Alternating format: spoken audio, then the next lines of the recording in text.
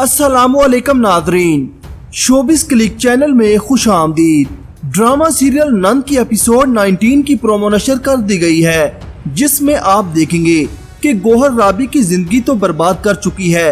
अब उसने ठान ली है कि फरवा को भी बर्बाद कर देगी, मगर ये उसकी भूल है। फरवा और हसन की शादी हो जाती है।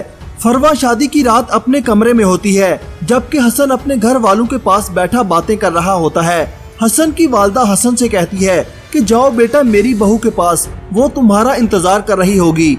जिस पर हसन अपने कमरे में जाने लगता है। गौहर हसन से कहती है कि हसन, इससे पहले कि तुम कमरे में जाओ, मुझे जरा फरवा से अकेले में बात करनी है। जिस पर हसन अपनी बहन से कहता है कि आपी, इस वक्त वो आपका नहीं मेरा इंतजार कर रही है। हसन की इस बात को सुनकर गौहर की बोलती बंद हो जाती है। दूसरी तरफ राबी का भाई कहीं पर जा रहा होता है। सड़क के दरमियान एक बच्चा बाल पकड़ने आता है, उसकी बाइक से टक्कर हो जाती है। राबी का भाई जल्दी से आकर उस लड़के की जान बचाता है और उससे कहता है कि तुम ठीक हो। इतने में पीछे से गाड़ी आ जाती है और राबी के भाई का एक्सीडेंट हो जाता है। राबी के भाई को अस्पताल ले जाया जाता है। जहांगीर भी अस्पताल जाता है। राबी और उसकी भाभी भी अस्पताल पहुंच जाती हैं। राबी के भाई की हालत बहुत क्रिटिकल होती है और राबी के भाई की डेथ हो जाती है। जब ये बात राबी और उसकी भाभी को पता चली तो उनके पैरों तले से जमीन निकल जाती है। राबी की भाभी नीचे गिर जाती है।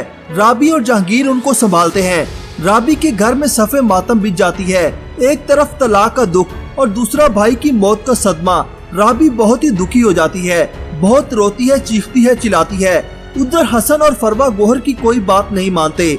हसन अपनी आपी की हरकतों से अच्छी तरह वाकिफ है, इसलिए वो गौहर के कुछ करने से पहले ही उनकी बोलती बंद कर देता है।